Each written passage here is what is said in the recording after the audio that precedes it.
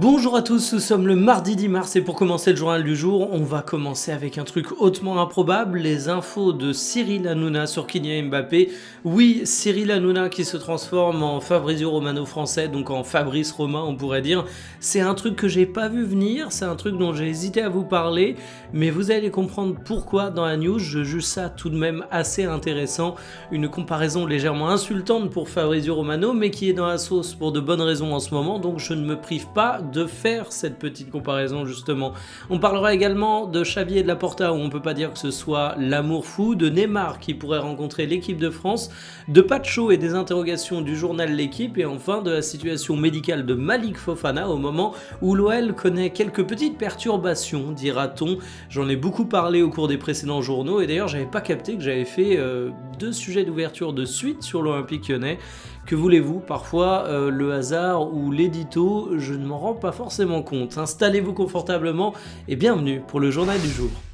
Cyril Hanouna a lâché une bombe sur Kylian Mbappé. Alors oui, Cyril Hanouna, le cancer de la télévision française, l'homme aux mille polémiques, celui qui donne la parole à absolument tout le monde. Pas un personnage que j'apprécie particulièrement, vous l'aurez compris à la description que je peux en faire. Ça peut être jugé comme comique de l'écouter sur le cas Kylian Mbappé.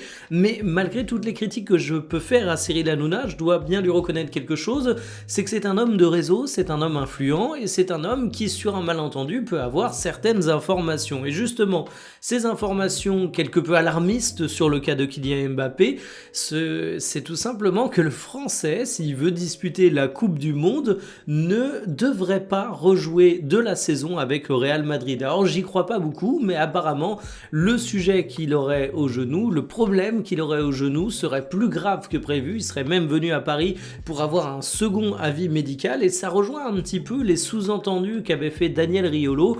Mais bon, ça m'étonnerait pas que les deux bonhommes aient plus ou moins les mêmes sources sur ce dossier. Ça contraste avec ce qu'on lit du côté de la presse espagnole et même la communication officielle du Real Madrid qui est plutôt optimiste quant au retour du Français pour le match retour en Ligue des Champions face à Manchester City.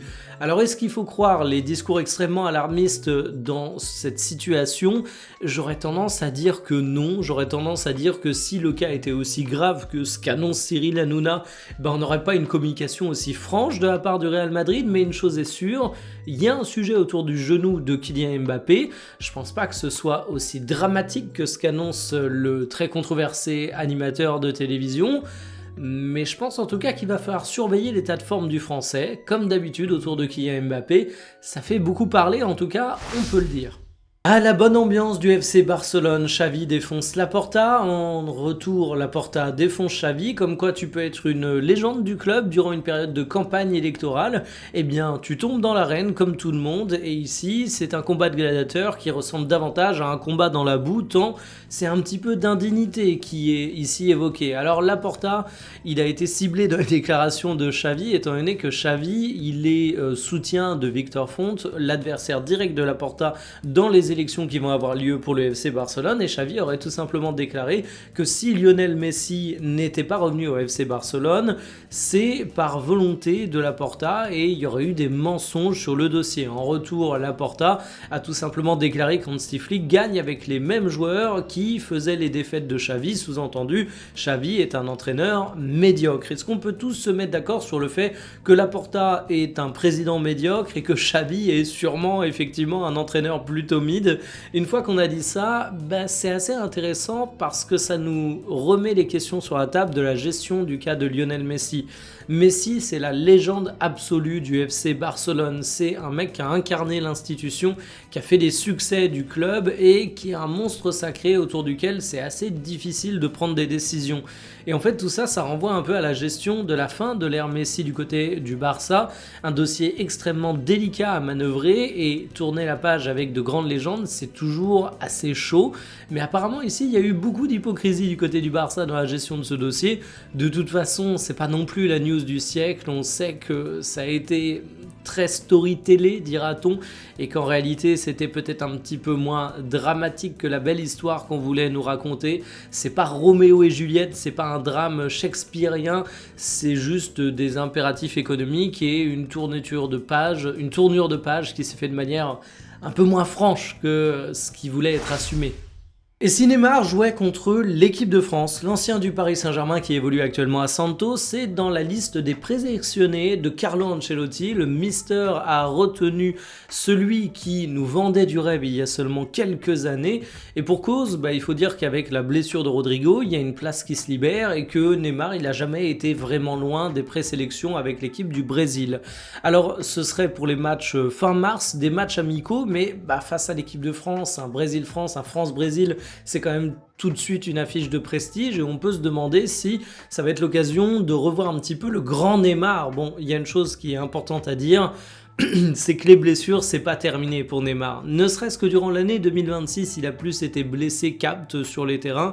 Je vous mets que les blessures récentes, parce que si on prend tout l'historique, ça ferait à peu près 4000 pages.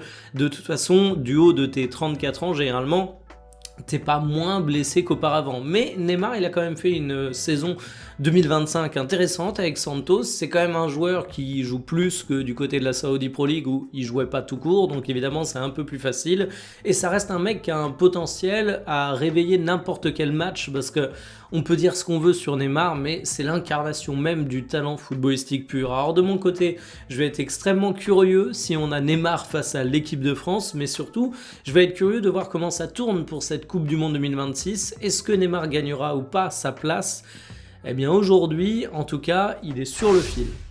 Est-ce qu'il faut s'inquiéter pour Pacho, le défenseur central équatorien du Paris Saint-Germain? En tout cas, l'honneur d'avoir une page d'analyse dans le journal L'Équipe ce matin. Voici ce que le journal en dit et voici ce que moi j'en dis. Ce qui est intéressant dans le papier, c'est que la parole est donnée à des acteurs qui font quand même plutôt référence dans le monde du foot.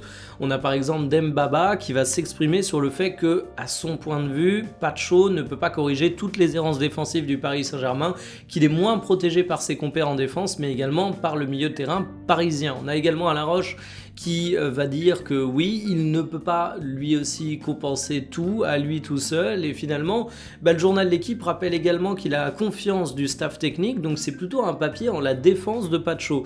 Je suis plutôt content de voir ça, parce que moi je considère déjà qu'il fait pas un si mauvais début de saison, très très loin de là, et puis que c'est pas forcément un joueur sur lequel c'est pertinent de tirer aujourd'hui. Si on compare ses stats par rapport à la saison précédente, contrairement à ce que dit Dembaba, il dispute moins de duels que l'année dernière, reste qu'à mes yeux, il est mis dans des situations qui sont effectivement bien plus délicates, tous les duels ne se valent pas, et le Paris Saint-Germain, ça a été une équipe qui, la saison passée, a souvent fonctionné comme un bloc très cohérent tactiquement, et ça l'aidait défensivement. Ici, c'est beaucoup moins le cas, donc forcément, au-delà du niveau intrinsèque de Pacho, il y a des choses qui sont un petit peu plus friables, et de manière générale, oui, Pacho est un joueur extraordinaire, oui, il a convaincu tout le monde en signant au Paris Saint-Germain, oui, il a dépassé les attentes, ce qui est quand même assez incroyable.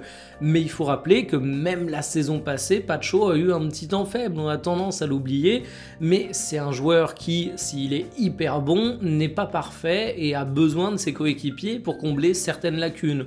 Donc est-ce que je suis inquiet pour l'Équatorien? Pas du tout.